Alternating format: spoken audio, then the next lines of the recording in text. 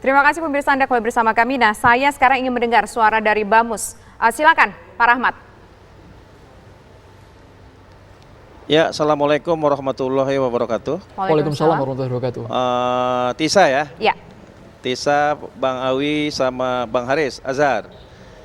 Ya, mengenai PAM Swakarsa ini, kita masyarakat Betawi, masyarakat inti Jakarta berbaik sangka saja sama pemerintah, sama polisi kalau seandainya tujuannya baik. Memang keamanan kita bersama, tanggung jawab kepolisian, ketertiban, dan bisa jadi juga ini tanggung jawab bersamalah dengan masyarakat gitu loh. Selama pembentukan PAM Swakarsa sesuai dengan SK Kapolri, tidak untuk kepentingan-kepentingan tertentu, tidak untuk kepentingan kelompok, tidak untuk kepentingan politik, dan itu sepenuhnya adalah kepentingan masyarakat karena kondisi masyarakat saat ini saya kira sah-sah saja gitu loh. Kita tidak ada kekhawatiran gitu loh. Apalagi di Jakarta kita tahu bersama berita-berita bagaimana sekarang sudah mulai ada tindakan-tindakan anarkis, tindakan-tindakan kekerasan yang kita lihat sudah terjadi di Lampung belum lama ini, di Palembang, dan bukan mustahil akan terjadi di Jakarta. Dan kami masyarakat Betawi, masyarakat inti Jakarta selalu menjaga dirinya, selalu menjaga kampungnya dari semenjak Jakarta ini ada. Jadi kita sudah biasa menjaga kampung kita sendiri gitu loh. Apalagi menjelang Lebaran. Banyak saudara-saudara kita yang pulang kampung, kita yang tinggal di Jakarta menjaga kampung Jakarta. Bang Rahmat. Nah, oleh karena itu kalau seandainya ada keinginan, apalagi SK Kapolri sudah dikeluarkan untuk membentuk PAM Swakarsa, silakan aja, sah-sah aja. Kami setuju-setuju aja sepanjang itu tidak untuk kepentingan kelompok, kepentingan pribadi, apalagi kepentingan hal-hal yang tidak kita inginkan. Selama untuk kepentingan masyarakat, welcome. Bang Rahmat, tapi kalau kenyataan di lapangan ini sudah melampaui batas, kemudian juga ada indikasi abuse of power, bagaimana Bang Rahmat? Tiba-tiba ya merasa kami melebihi masyarakat, kami ikut mengatur dan bersinergi dengan mungkin polisi, pemerintah, dugaan ke arah sana, bagaimana menghindarinya Bang Rahmat? Ya, oleh karena itu memang keamanan ini tanggung jawab kita bersama. Nah, oleh karena itu pembentukan PAM Swakarsa, apalagi Bamus Betawi itu sedang merencanakan merekrut, tidak ada hubungannya sama PAM Swakarsa. Sudah lama kita merencanakan, sudah desain. Kita sebentar lagi akan melantik 10.000 laskar adat Betawi namanya.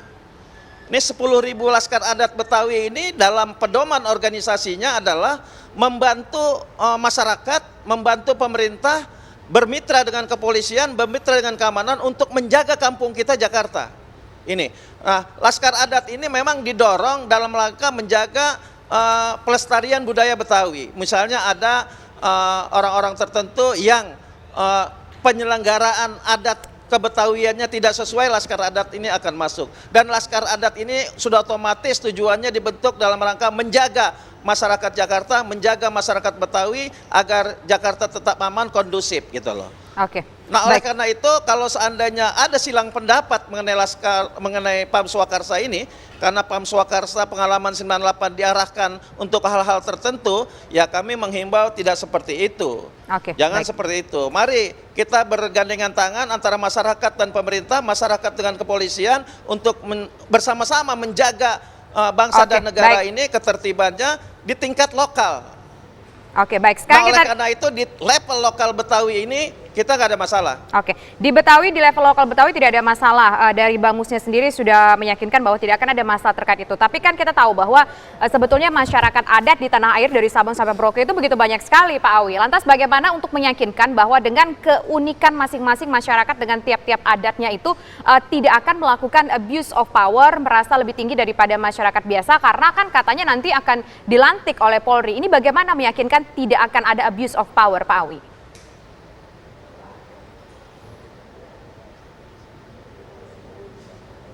Tentunya di sini perlu kita juga memilah-milah juga ya. Jadi mana yang organisasi masyarakat atau organisasi kemasyarakatan, mana Pam Swakarsa. Pam Swakarsa sendiri kan tadi sudah dibatasi kan di dalam peraturan kepolisian nomor 4 itu. Sebenarnya definisi-definisi itulah yang kita juga implementasikan di lapangan. Namun dalam implementasinya kalau memang ada abuse of power, kita kan negara hukum. Tentunya ya kita tegakkan sesuai hukum yang berlaku. Kalau memang ada yang melanggar aturan, kalau ada yang tadi disampaikan abuse of power, tentunya kita tegakkan, kita tidak ada masalah. Demikian. Oke, kalau seandainya semena-mena Pak, Bisa. Halo Pak Awi. Pak Awi, kalau seandainya Ya, semena-mena di lapangan, tidak mau diatur, malah mungkin mengaku-ngaku sebagai bagian dari polisi juga, malah ikut menghakimi masyarakat, itu Pak yang paling dikhawatirkan sebenarnya.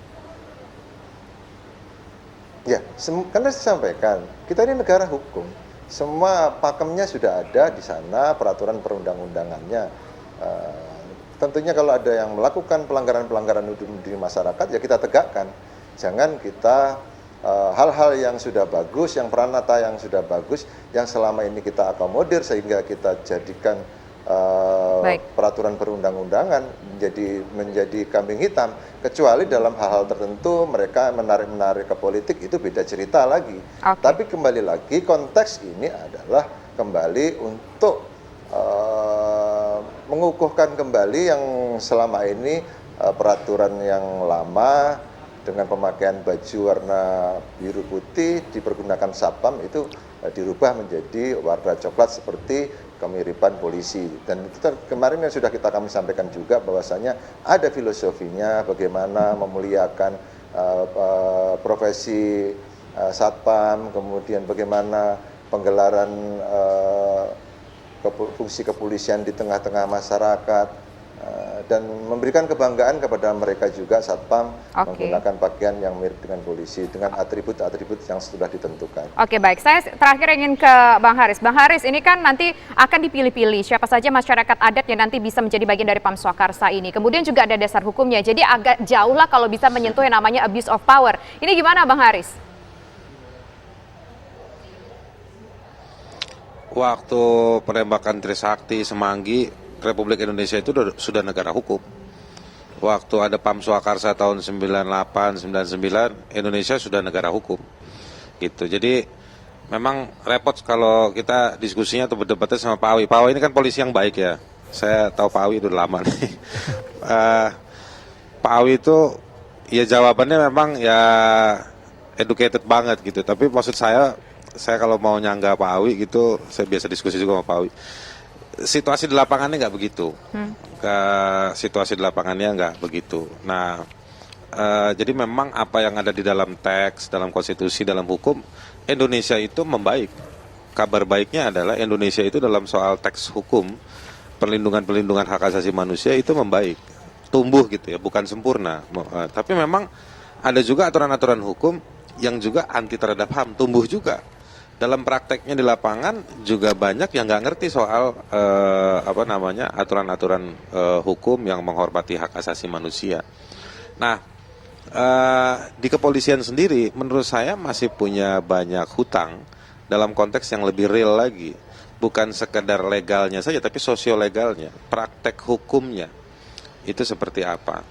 Kan belum semua polisi itu dapat pelatihan, belum semua itu dapat kesempatan. Saya juga tahu ada polisi-polisi yang sudah dapat pelatihan dan juga bagus pemahaman soal hukumnya, soal hak asasinya, penanganan konfliknya, bagus juga banyak. Tetapi belum selesai. Saya tuh lebih cenderung dalam bahasa positif, dalam bahasa reformasi institusi ya. Saya mau dorong bahwa energi kita itu, waktu, biaya, ya, kesempatan ini dipakai untuk ke dalam kepolisian.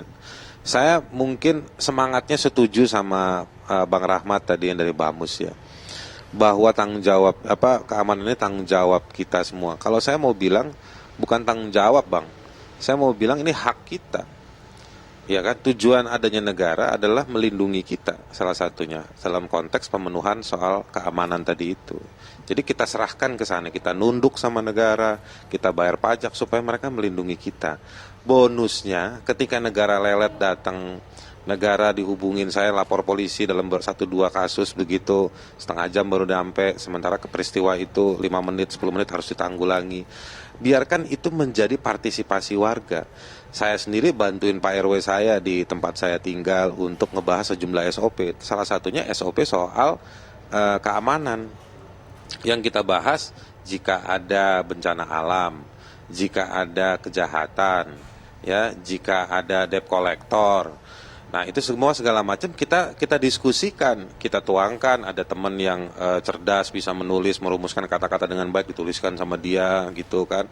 Nah, itu semua partisipasi kita. Jadi sebetulnya partisipasi warga Indonesia ini saya pikir ya salah satu yang terbaik di dunia, aktif berperan. Dan saya pikir memang betul itulah tanggung jawab pada nilai lokal tadi itu. Organisasi seperti BAMUS ini dia bukan hidup dengan peraturan Kapolri. Dia hidup dengan kesadaran yang terinternalisasi untuk bertanggung jawab menjaga nilai leluhur. Tapi kenapa ini hanya dituangkan, ditangkap lewat peraturan Kapolri? Tapi giliran nilai-nilai adat yang lain itu justru direnggut, dirampas, dihina, diinjak-injak, dan nggak ada yang ngelindungin. Polisinya nggak ngelindungin. Mana peraturan Kapolri untuk melindungi masyarakat adat? Mana peraturan Kapolri untuk melindungi warga lokal dari tanahnya yang diambil paksa oleh perusahaan? Polisi nggak nongol di situ. Polisinya malah ngelindungin si perusahaan. Tapi giliran polisi yang trustnya rendah di masyarakat makin hari, ketika pemerintah trustnya rendah di mata masyarakat, dia menggunakan kewenangannya untuk merekrut. Saya pikir nggak cukup hanya dikasih kebanggaan. Masyarakat udah nggak butuh kebanggaan hari ini. Masyarakat butuh yang real, rasa aman dari negara. Ketika berhadapan sama raksasa-raksasa uang, raksasa kekuasaan, itu semua harus dilindungi oleh polisi. Baik, poin penjelasannya kami terima, Bang Haris. Berpihak pada masyarakat dalam soal keamanan. Terima kasih, Andro. Dan terima kasih, Bang Haris Bapak-bapak. Azhar, kemudian Brigjen Pol Awistiono, dan juga Bang Rahmat HS. Terima kasih atas penjelasannya.